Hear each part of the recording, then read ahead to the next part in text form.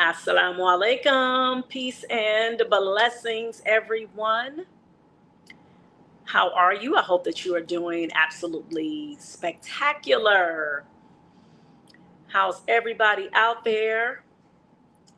I hope that you all are enjoying this. For us, the weather is like 1 minute it wants to be a little warm, then the next minute it starts to feel like it's fall. So this is what we're dealing with, but this is Cleveland, though. This is where I'm at. So Cleveland, the running joke is that you can experience all four seasons in one day. Okay, that's real talk. So let me reintroduce myself for those who are new. My name is Miss Sasha. That's what I go by, Miss Sasha. And I'm the founder and executive director of ABC Read. ABC Read is the nonprofit organization that I started over 10 years ago. And our mission is to develop and nurture a culture of literacy in Black and underserved communities. Okay. And so, how have we been doing that? Well, we've been providing very exciting, enriching, engaging, dope reading, what we like to call reading experiences, reading events. They are replete with literacy engaging activities, games, our famous Blackified Jeopardy game, as we like to call it, because we focus a lot on things that, whether it's Black history, tradition, culture, things we know in the Black community. We also have guest speakers who are, we seek out business professionals, people who are whatever arena to come and speak to our participants. And we have, like, especially during our summer reading camps that we have, where we are fighting back against the summer slide, where we're just attacking that head on. And we have people come in and they'll talk about their professions and why reading is an integral part of them being successful in whatever profession that they are in. We also make sure that we're providing healthy snacks, because we understand that when you are eating healthy, it contributes to you gaining information as well as retaining information. All right. So these are things that we've been doing consistently. Again, like I said, since 2014. The organization was established 2012. However, we were able to start getting funding to be able to provide these particular services. It was like 2014 where we started having programs, but we were giving out books even before then. Okay. So with that being said, I just wanted to introduce you all, introduce myself to you all. I'm getting a little tongue tied. It's funny. But anywho, I'm excited because I've come on here like I've been regularly doing on Sunday evenings for me, maybe daytime for you. And I come on here and do a read aloud, because one of the single most ways in which you can get your child to be successful in reading is to read to them, read aloud to them. And then also making sure that you're getting books that are reflective of them. So you want the books, majority of the books that you're getting, they should be reading different books, by the way. When, we promote, you should be able to read about anybody's culture, right? You should be able to read books that talk about the Asian culture, or someone from another faith than you, or someone who lives in a different country than you, whatever the case may be. However, as unfortunately, what we tend to see, a lot of our kids, in particular in communities of color, you find that when it comes to the books that they're able to be able to pick, the books that the options that are given to them, especially like in schools, a lot of times those books do not reflect them. Now, in some schools, yes, there has been some improvements made. I know people can say, oh, well, in my school, school my kids go to, they have an array of books and diverse books or whatever. And that's great. You have seen definitely some improvements. However, I'm here to tell you guys, still to this day, in a lot of these schools, you are not seeing books that the children are able to have access to that reflect them. Even the book lists that the ELA teachers get, when they are, particular books, maybe it's a book that they are supposed to read together, a chapter book or whatever, a lot of times those books still do not reflect the population of kids that they serve. So this is why I said, okay, this is necessary. I said, I'm going to do as much as I can to make sure that I'm reading books for our people where our folks can be represented. All right. So that being said, now I'm about to go into the next thing, because this month is Autism Awareness Month.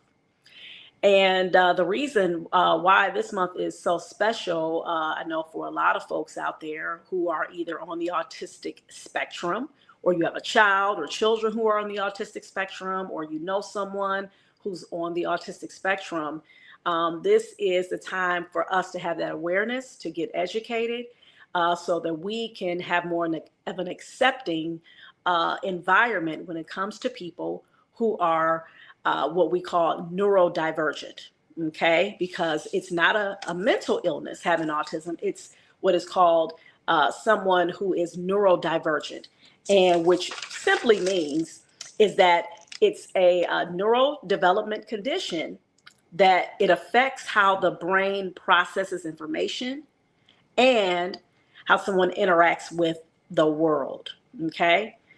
And why I'm so glad that I'm able to share this information with you all, because it hits home for me personally, because my son Musa, who is 19 years old, is autistic.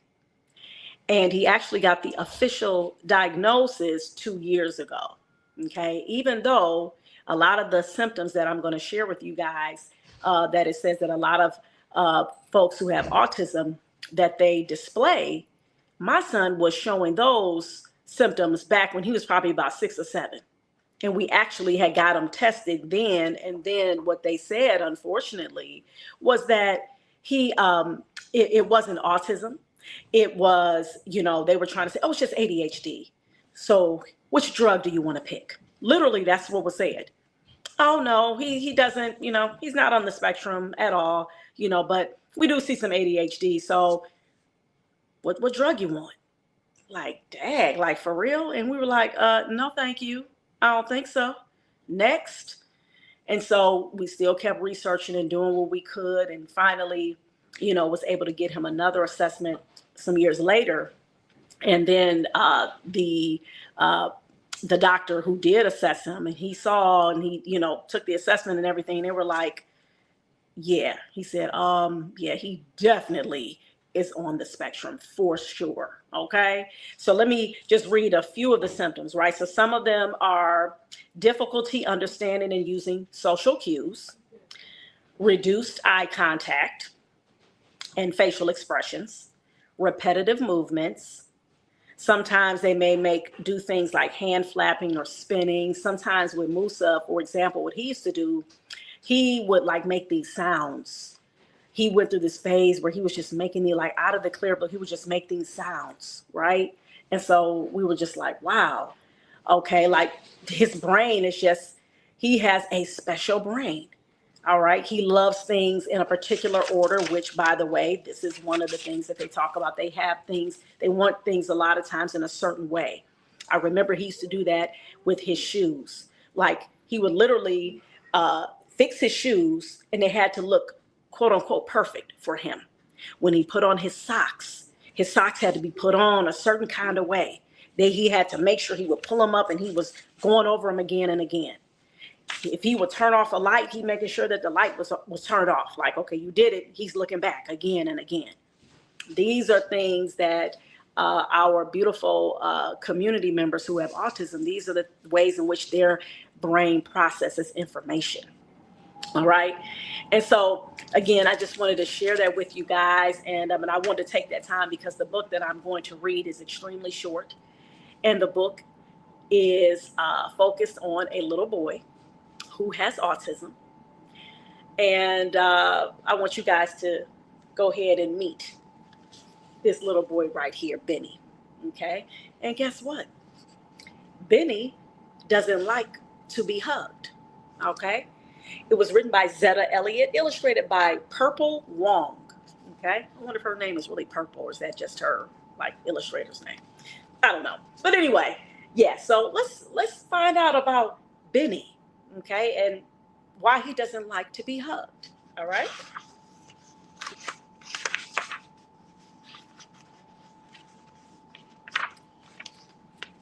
Benny likes trains that chug along the track.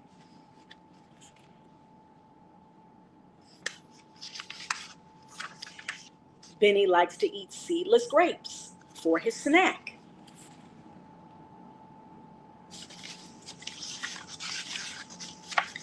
Benny plays with quiet kids like Miko and Zach.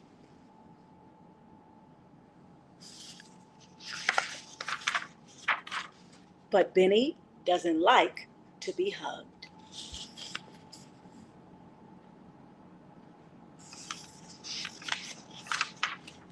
Benny likes cupcakes that aren't covered in sprinkles. Benny likes clothes that don't have any wrinkles.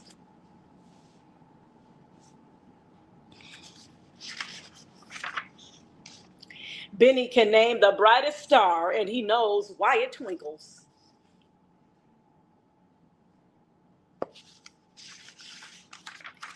But Benny doesn't like to be hugged.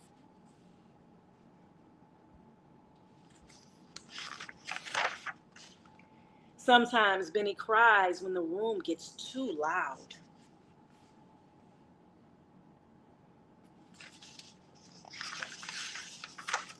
Sometimes he twirls away from the rest of the crowd.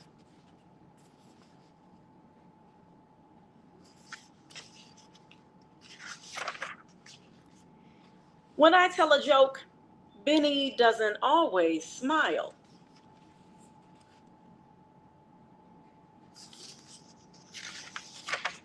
And he can act fussy every once in a while.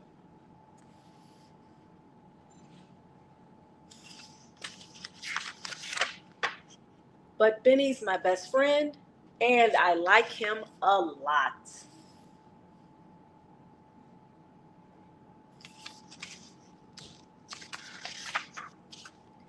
If he needs things done a certain way, I don't give it a second thought.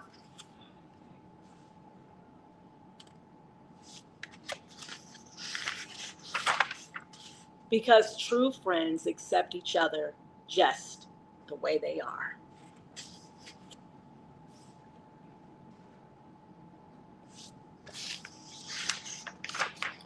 And being different is what makes us unique, like a snowflake or a star.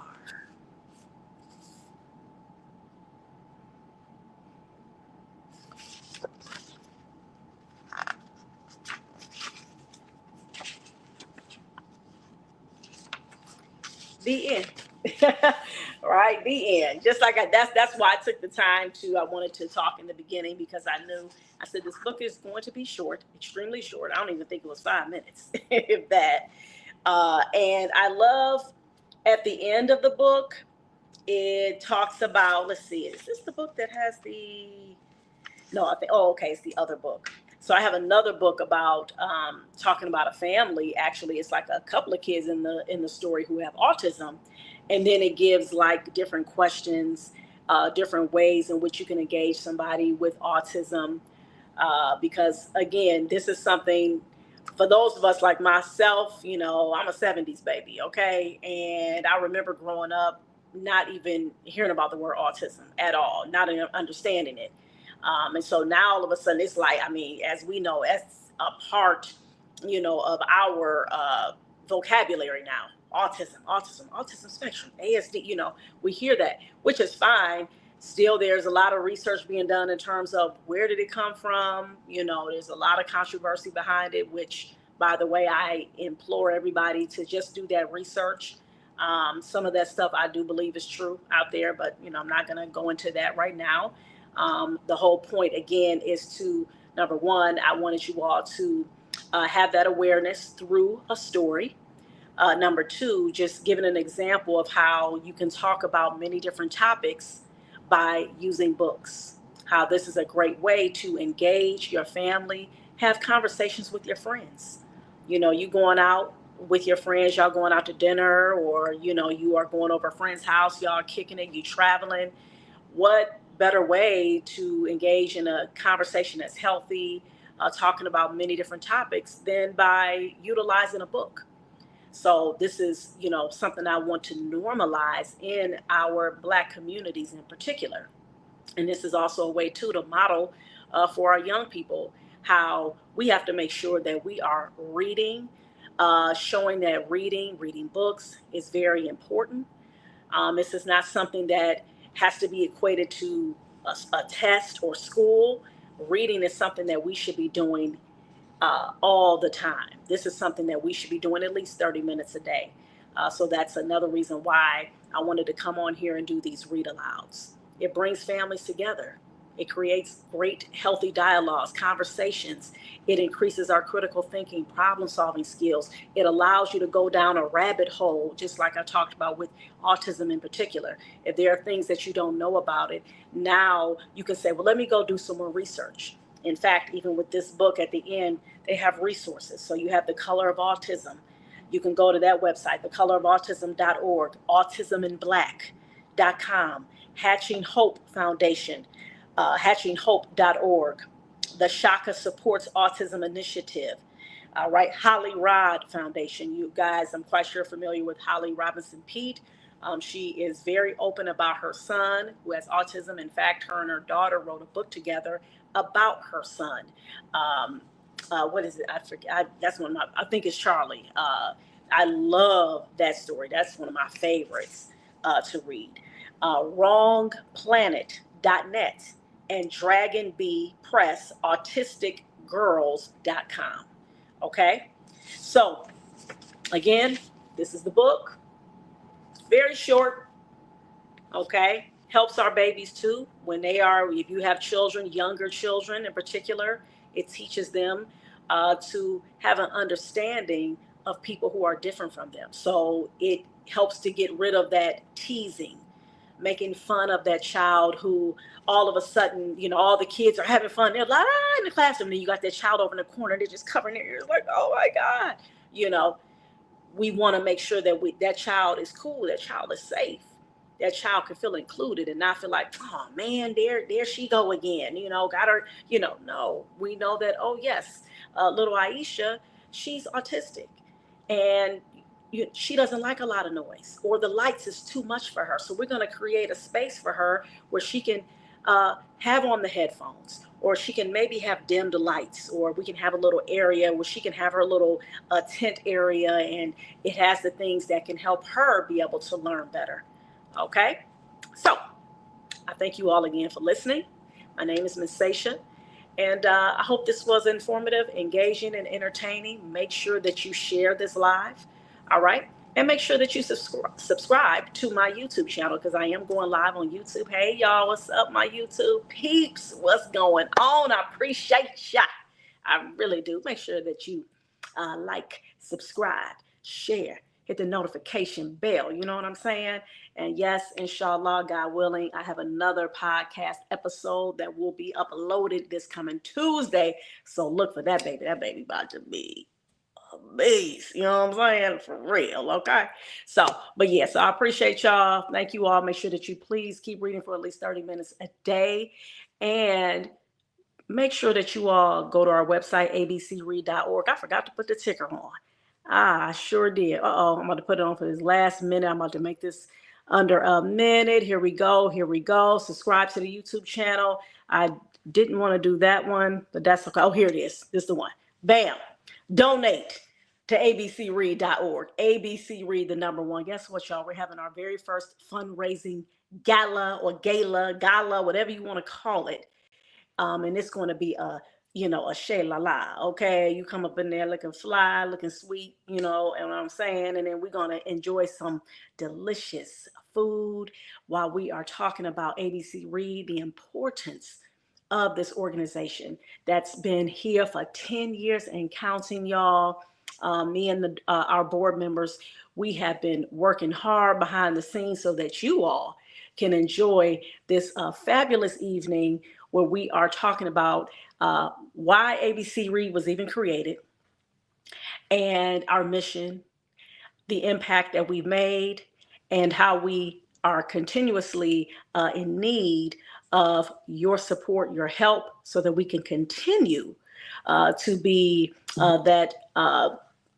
to continue to be a force in the community here in the city of Cleveland, where we're filling in those gaps of where we have families who do not have books at home. And they especially are not having access to books where it reflects them. Also, they are not able to be a part of a lot of engaging, enriching literacy activities. A lot of times those activities, the things that we're providing, you have people who may provide that, but it may come at a cost. And so if you can't afford to be a part of that, then guess what? Then you're just going to miss out, even though it may be something in there that could be helpful that you may need. So this is why ABC Read, why we have our program and the things that we are providing for the community, because we want to make sure that our most vulnerable communities, they have access to these different literacy enriching, engaging activities, books, having the social interaction and intergenerational piece. All of this stuff is happening. This is what we've been doing. And people are just loving it. They appreciate it. They talk about how they utilize some of the things that they've learned at our events, and they take it back home. They take it to their communities. That's how we know that the impact is there. There are kids that I will see in the community when I'm out giving books or out in the schools. They're like, hey, you were the lady that gave me that book. I got that book from you. I still got that book at home. Oh, guess what? I've been reading that book you gave me. These are real testimonials that folks are be saying. And I'm like, okay, all right. All praise is due to God. Like, this is what's up. So we're needed. Okay. So if you just go to our website, abcread.org, and you can click on that donate button, and that'll take you to the link so that you can purchase your ticket. The tickets are $45, extremely affordable. And what you'll be getting, oh my goodness, please. All right, we are over delivering, inshallah, God willing, over delivering, okay?